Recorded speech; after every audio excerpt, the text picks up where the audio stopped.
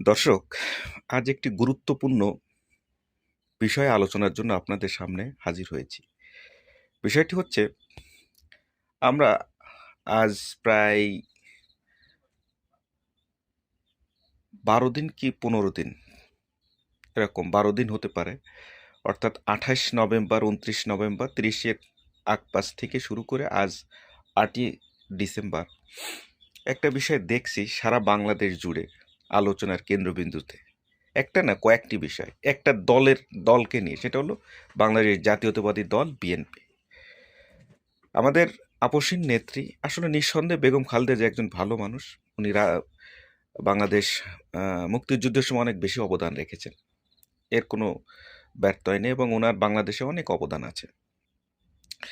উনি ৩ বারের প্রধানমন্ত্রী, কিন্তু উনি মারা গেছেন না বেঁচে আছেন এটা কোনো নিশ্চিত সূত্র থেকে আমরা জানতে পারিনি। কিন্তু উনার দলের লোকজন কেউ বলছে মারা গেছেন, কেউ বলছেন বেঁচে আছে। আবার উনার দলের লোকজন বলছে তারেক রহমান আজ আসবে, কাল আসবে, পরশু আসবে। আসলে লন্ডন থেকে আসতে কতক্ষণ লাগে এটা আমার জানা নেই, বা এটা আসলে প্লেন কি 10 দিন লাগে না 15 দিন, এটা তাদের ব্যাপার। কিন্তু একটা গুরুত্বপূর্ণ বিষয় হচ্ছে যে তাদের দলের কাণ্ডারি কে, কি হবে শৃঙ্খলা, তাদের দল কে চালাবে, কারা চালাবে, কিন্তু বোঝা যাচ্ছে না। আরও একটি বিষয়, তারা নমিনেশন দিয়েছে বিভিন্ন ব্যক্তিবর্গের। নমিনেশনটা যখন দিয়েছে একটা নমিনেশন বোর্ডের মাধ্যমে, কিন্তু প্রায় প্রত্যেকটি আসনে, অর্থাৎ 237টির ভিতরে 137টি আসনেই তীব্র আন্দোলন হচ্ছে। তাদের ভিতরে এই যে বিশৃঙ্খলা, এই বিশৃঙ্খলাটা কেন হবে?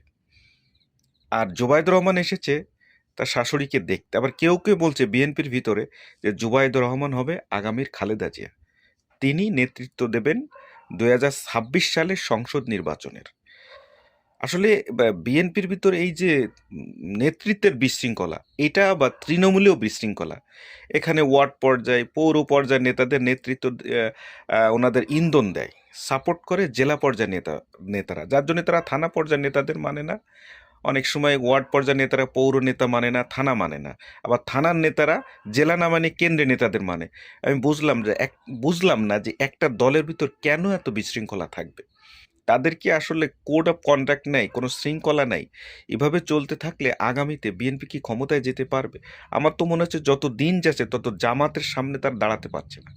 জামাত একটি সুসংগঠিত দল, একটা সুশৃঙ্খল দল। তাদের ভোট কম থাকলেও সেই সুশৃঙ্খল, সেই দলবদ্ধভাবে তারা যেভাবে এগোচ্ছে, তাতে তো জামাতের সঙ্গে বিএনপি পেরে উঠবে বলে আমার মনে হয় না। অনেক নেতা তো জামানত হারাবে মনে হচ্ছে। আপনারা অবশ্যই সেই দলবদ্ধ বাঁশঝাড়ের কথা শুনেছেন, কঞ্চির কথা শুনেছেন, যে একসঙ্গে